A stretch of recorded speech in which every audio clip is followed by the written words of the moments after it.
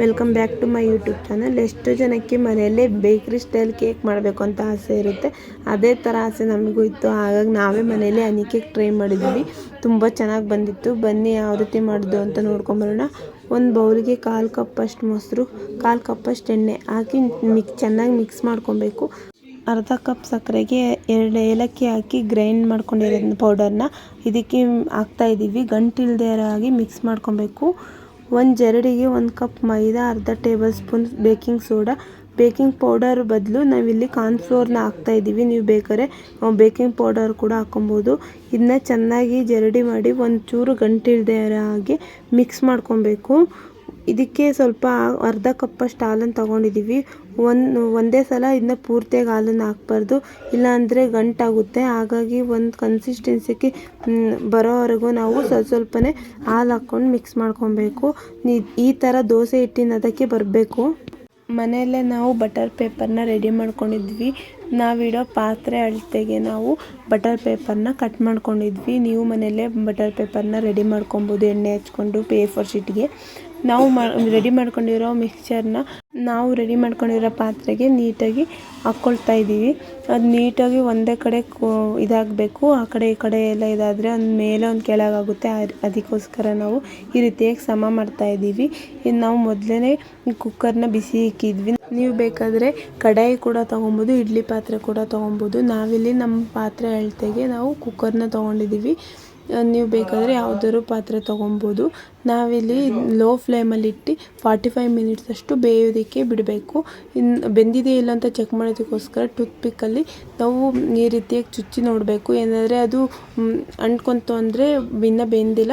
5 minutes ಅಷ್ಟು ಬೇಯೋದಕ್ಕೆ ಬಿಟ್ಟು ಮತ್ತೆ ಒಂದ್ಸಲ ಚೆಕ್ ಮಾಡಿದಾಗ ಟೂತ್ಪಿಕ್ಕಿಗೆ ಅಂದರೆ ಅಂಟಲಿಲ್ಲ ಅಂದರೆ ಬ್ರೆಡ್ ಆಗಿದೆ ಅಂತ ಅರ್ಥ. ಅದಾದಮೇಲೆ ಸ್ವಲ್ಪ ಆರೋದಕ್ಕೆ ಬಿಡಬೇಕು. ಅಷ್ಟರೊಳಗೆ ನಾವಿಲ್ಲಿ ಸಿರಪ್ ಮಾಡ್ಕೊಳ್ಳೋಣ.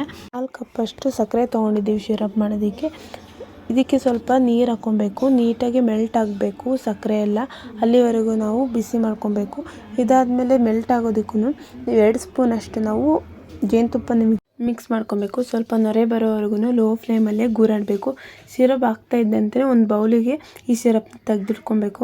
2 ಸ್ಪೂನಷ್ಟು ಸಿರಪ್ನ ಕಡಾಯಲ್ಲೇ ಬಿಡಬೇಕು. ಯಾಕಂದರೆ ನಾವು ಇದರಲ್ಲೇ ಜಾಮ್ ರೆಡಿ ಮಾಡ್ಕೊಳ್ಳೋದ್ರಿಂದ ಇವಾಗ ಸ್ವೀಟಿಗೆಲ್ಲ ಕರೆಕ್ಟ್ ಆಗುತ್ತೆ. ಅದಕ್ಕೆ ಮೆಲ್ಟ್ ಆಗಬೇಕಾಗುತ್ತೆ. ಅದಕ್ಕೋಸ್ಕರ ನಾವು ಅಲ್ಲೇ ಬಿಡ್ತಾಯಿದ್ದೀವಿ.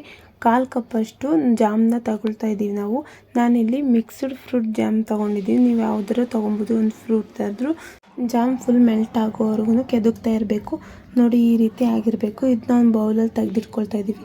ಬ್ರೆಡ್ನ ಪಾತ್ರೆಯಿಂದ ತೆಗೆದಿಟ್ಕೊಂಡಿದ್ದೀವಿ. ಬ್ರೆಡ್ನ ತೆಗಿಬೇಕಾದ್ರೆ ಸ್ವಲ್ಪ ಹುಷಾರಾಗಿ ಓಪನ್ ಮಾಡಬೇಕು. ಬ್ರೆಡ್ ಕಟ್ಟಾಗೋ ಚಾನ್ಸಸ್ ಇರುತ್ತೆ. ಅದಕ್ಕೋಸ್ಕರ ನೋಡಿ ಬ್ರೆಡ್ ಎಷ್ಟು ಸಾಫ್ಟಾಗಿದೆ. ಮೊಟ್ಟೆ ಹಾಕ್ತೇನೆ ಎಷ್ಟು ಚೆನ್ನಾಗಾಗಿದೆ. ಸೇಮ್ ಬೇಕ್ರಿ ಸ್ಟೈಲ್ ಮಾಡೋ ಬ್ರೆಡ್ ಥರನೇ ಆಗಿದೆ.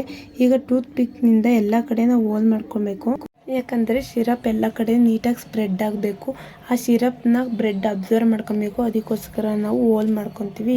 ನೀಟಾಗಿ ಸಿರಪ್ನ ಅಪ್ಲೈ ಮಾಡಿಕೊಂಡು ಅದಾದಮೇಲೆ ಇವಾಗ ನಾವು ಜಾಮ್ನ ರೆಡಿ ಮಾಡ್ಕೊಂಡಿದ್ವಲ್ಲ ಅದನ್ನು ನೀಟಾಗಿ ಅದನ್ನ ಸವರ್ತಾ ಇದ್ದೀವಿ. ಎಲ್ಲ ಕಡೆ ನೀಟಾಗಿ ಸ್ಪ್ರೆಡ್ ಆಗಬೇಕದು. ಹನಿ ಕೇಕಿಗೆ ಜಾಮ್ ಇದ್ದರೆ ಜಾಸ್ತಿ ತುಂಬ ಚೆನ್ನಾಗಿರುತ್ತೆ. ಹಾಗಾಗಿ ನಾವು ಜಾಸ್ತಿನೇ ಹಾಕ್ಕೊಳ್ತಾ ಇದ್ದೀವಿ. ನೀವು ಇದಕ್ಕೆ ಬ್ರಷ್ ಕೂಡ ಯೂಸ್ ಮಾಡಿ ಅಪ್ಲೈ ಮಾಡ್ಬೋದು.